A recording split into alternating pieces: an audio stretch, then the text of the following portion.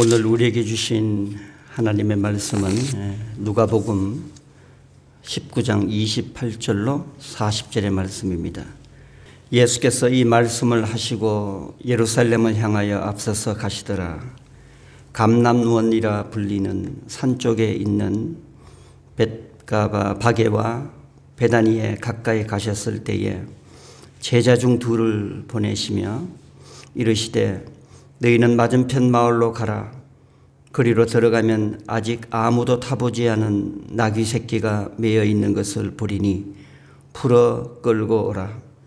만일 누가 너희에게 어찌하여 푸느냐 묻거든 말하기를 주가 쓰시겠다 하라 하시매 보내심을 받은 자들이 가서 그 말씀대로 만난지라.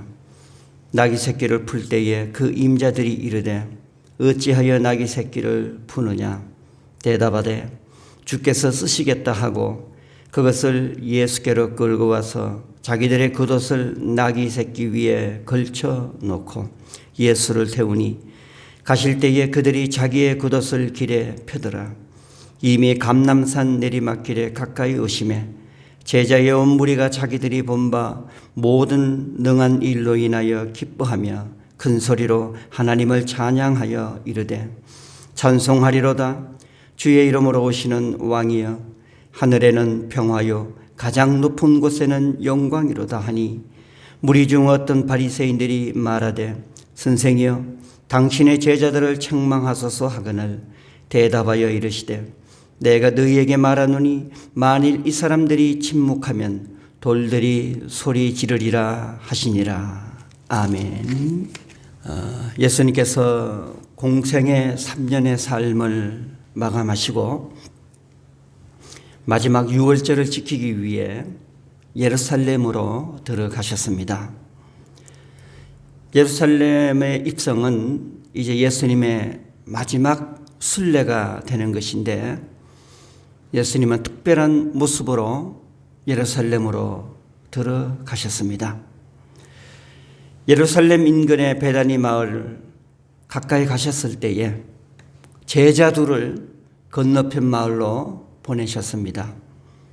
그 마을에 가면 아직 아무도 타보지 않은 나귀 새끼가 매여 있을 것인데 그 나귀 새끼를 풀어 오라고 하셨습니다. 행여 사람들이 어찌하여 나귀를 푸느냐라고 묻거든 주께서 쓰시겠다라고 말하라 하셨습니다. 그렇게 제자 둘은 예수님의 분부에 따라 건너편 마을로 들어가서 주께서 쓰시겠다고 말하고 아직 자신의 등에 사람을 태워보지 않았던 새끼 나귀를 풀어 옵니다. 이제 예수님은 새끼 나귀를 타시고 예루살렘으로 들어가시게 됩니다. 그런데 예수님께서 굳이 어린 나귀를 타고 생애 마지막 예루살렘 입성을 한 것은 선지자 스가랴의 말씀에 예언되었던 것임을 알 수 있습니다. 스가랴서 9장 9절에 보면 이렇게 쓰여 있습니다. 시온에 따라 크게 기뻐할지어다. 예루살렘에 따라 즐거이 부를지어다.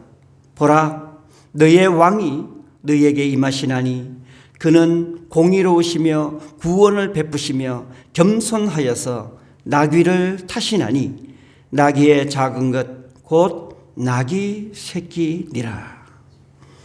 스가랴는 이스라엘 백성들이 크게 기뻐하고 즐거이 노래를 부를 것은 그들을 구원할 왕이 오셨기 때문이라고 합니다. 그런데 백성들이 기쁨으로 맞이할 공의와 구원의 왕은 겸손하여서 작은 나귀 새끼를 타고 오실 것이라고 말합니다. 이렇게 스가랴의 예언이 있은 지 500년이 지난 후에 예수님은 어린 나귀를 타고 예루살렘으로 입성하셨던 겁니다.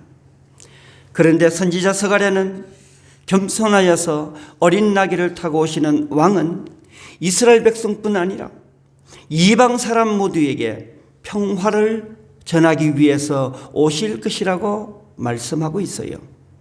이어지는 스가랴 9장 10절의 말씀입니다. 내가 에브라임의 병거와 예루살렘의 말을 끊겠고 전쟁하는 활도 끊으리니 그가 이방 사람에게 화평을 전할 것이요 그의 통치는 바다에서 바다까지 이르고 유브라데 강에서 땅 끝까지 이르리라. 어린 나귀를 탄 겸손의 왕은 이방을 포함한 세상 전체에 평화를 전하기 위해 오실 것이기에 그는 전쟁하는 병거와 말과 활을 끊어버릴 것이다 라고 말하고 있습니다. 이제 우리는 왜 예수님이 어린 나귀를 타고 예루살렘으로 들어오셨는지를 알게 됩니다. 그는 평화의 왕이시기에 전쟁의 도구인 병마를 타지 아니하시고 어린 나귀를 타셨던 겁니다. 그래서 병거와 말과 전쟁하는 활을 모두 끊어버리시겠다고 말씀하셨던 겁니다. 예수님을 영접받은 무리들 역시 겸손하여서 어린 나귀를 타고 오시는 예수님을 평화의 왕으로 영접하였습니다. 오늘 본문인 누가복음 19장 37절로 38절의 말씀입니다. 이미 감람산 내리막길에 가까이 오심에 제자의 온 무리들이 자기들이 본 바 모든 능한 일로 인하여 기뻐하며 큰 소리로 하나님을 찬양하여 이르되 찬송하리로다.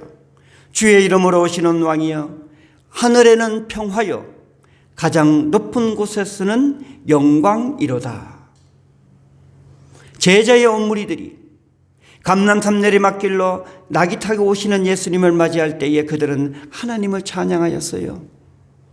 우리에게 구원의 왕을 보내신 것은 하늘에게는 평화요 가장 높은 곳에서는 영광이라고 노래하였습니다. 예수님께서 태어나실 때에 천사들이 이렇게 노래했죠. 지극히 높은 곳에서는 하나님께 영광이요 땅에서는 하나님이 기뻐하시는 사람들 중에 평화라고 그렇게 노래하였습니다. 그런데 예수님의 생애 마지막에는 하늘에는 평화요 가장 높은 곳에서는 영광이라고 하였습니다. 평화가 실현되는 것이 땅에서 하늘로 표현되고 있는데 의미는 동일합니다.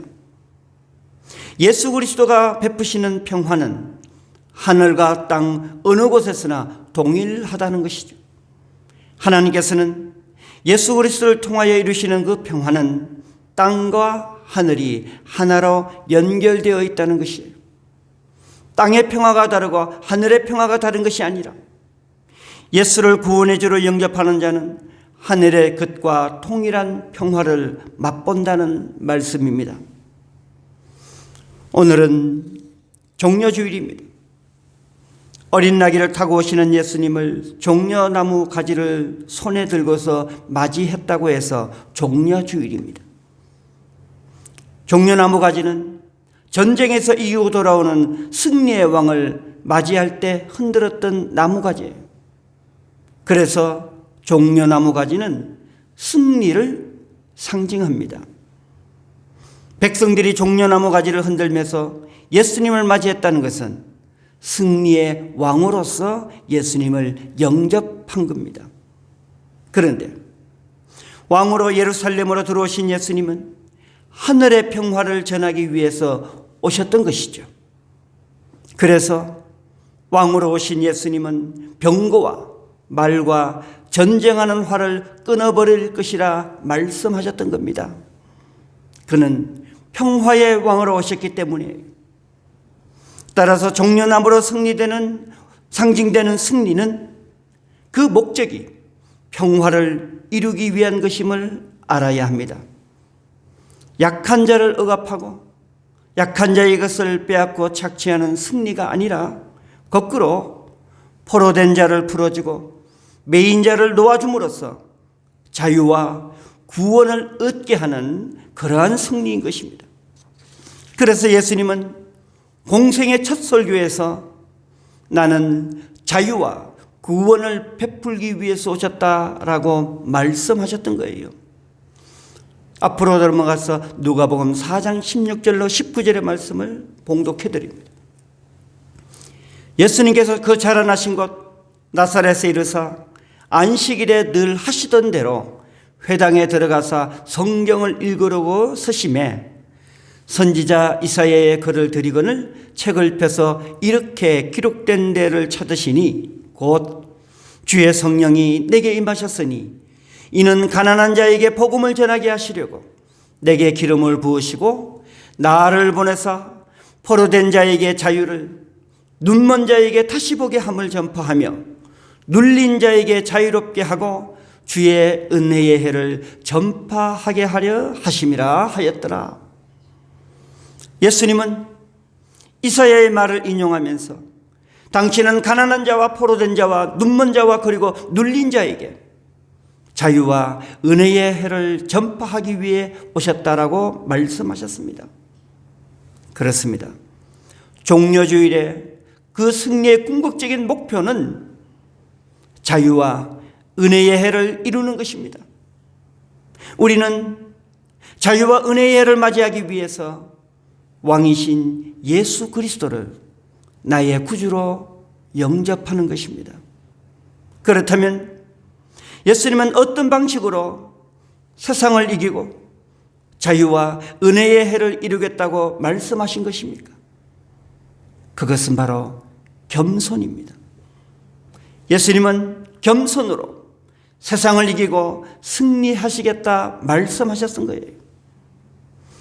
예수님께서 새끼 나귀를 타고 예루살렘으로 들어오신 것은 바로 겸손으로 세상을 이기겠다라는 것을 나타내기 위한 것이었어요. 그래서 세상의 왕들이 승리를 위해서 가장 소중하게 여겼던 그 병거와 말과 전쟁하는 활을 예수님은 과감하게 모두 끊어버리겠다고 말씀하셨던 거예요. 이렇듯 예수 그리스도의 승리는 겸손으로 얻는 평화의 승리이기에 여기에는 원수 맺음이 없습니다. 갈등과 분노가 없습니다. 승자와 패자가 없는 모두가 이기는 윈윈입니다. 그래서 예수님은 십자가에 달려 돌아가시기 전날 제자들과 최후의 만찬을 드시면서 제자들의 발을 손수 씻겨 주셨던 것이죠. 스승인 예수님이 제자들의 발을 씻겨 주신 것은 바로 겸손의 도를 가르치기 위해서였어요. 내가 세상을 겸손으로 이겼으니 너희도 겸손의 도를 행함으로 세상을 섬기라는 거예요. 요한복음 13장 14절로 15절의 말씀. 내가 주와 또는 선생이 되어 너희의 발을 씻었으니 너희도 서로 발을 씻어주는 것이 옳으니라. 내가 너희에게 행한 것 같이 너희도 행하게 하려 하여 본을 보였노라.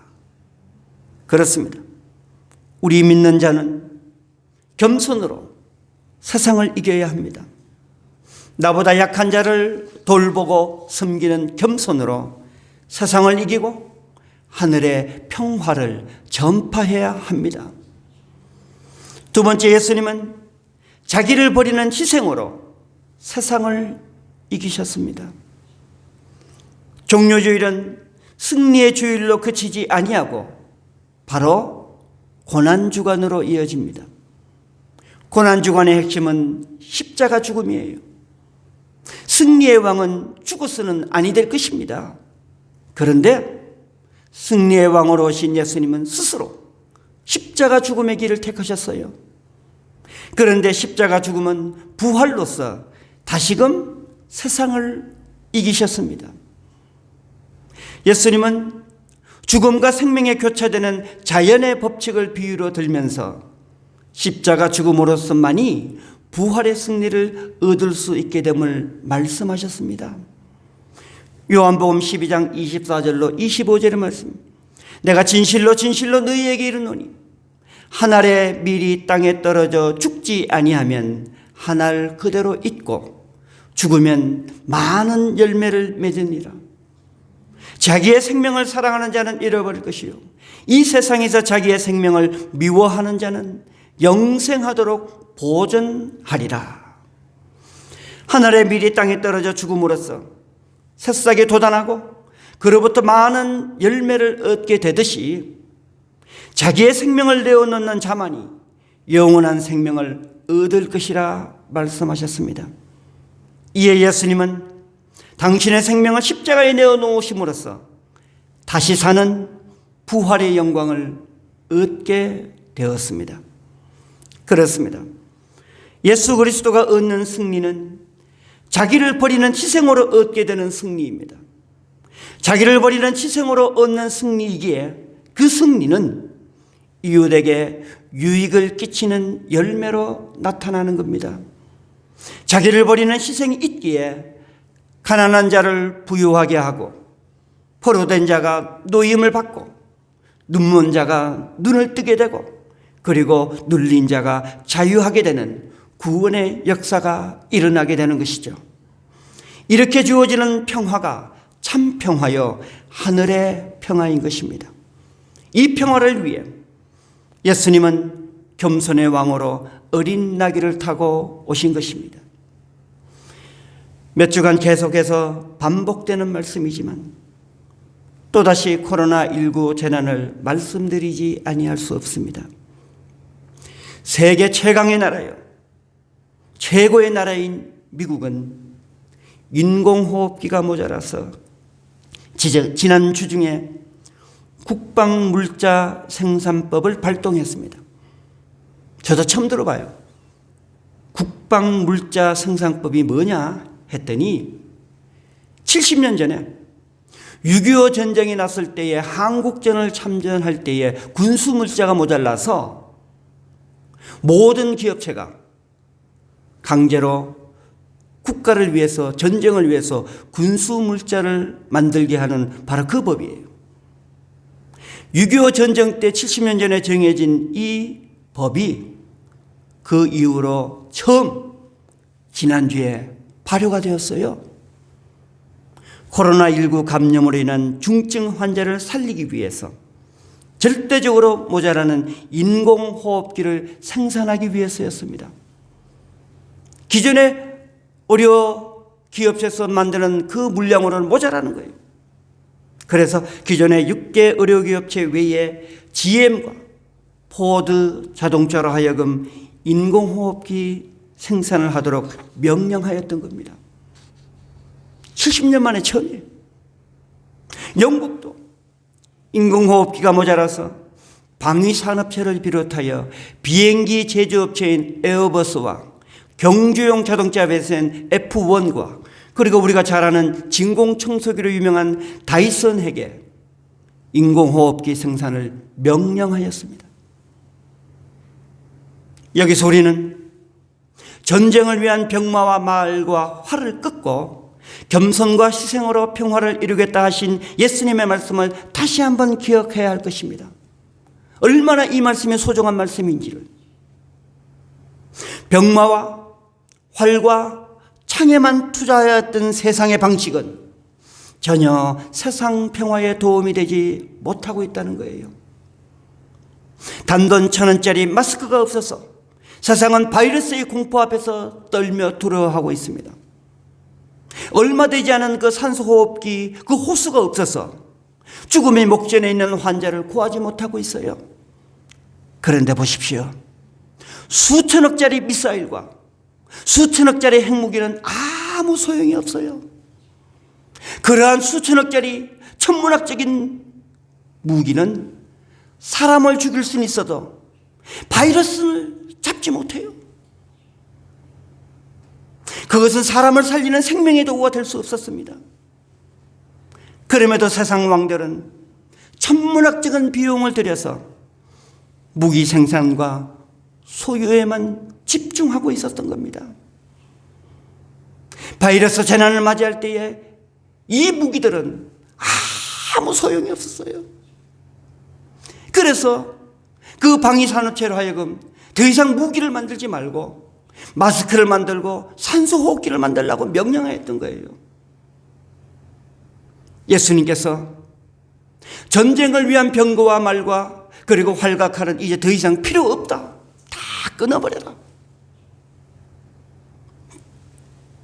겸손과 자기 희생으로만이 이 재난의 위기를 극복할 수 있는 것입니다. 겸손과 자기 희생으로 얻게 되는 평화만으로 이 환난을 종식시킬 수 있는 거예요.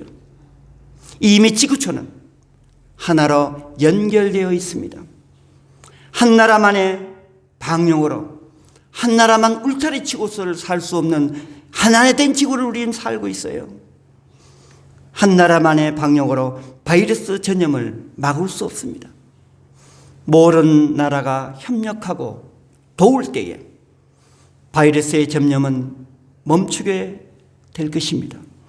그때에 비행기가 뜨고 물자가 이동되고 세계의 공장들이 같이 움직이게 될 것입니다. 사랑하는 교회 여러분, 종료주일의 승리는 겸손과 자기 희생으로 얻어지는 것임을 기억하시기 바랍니다. 낙이 타고 오신 겸손의 왕 예수 그리스도를 영접하시기 바랍니다.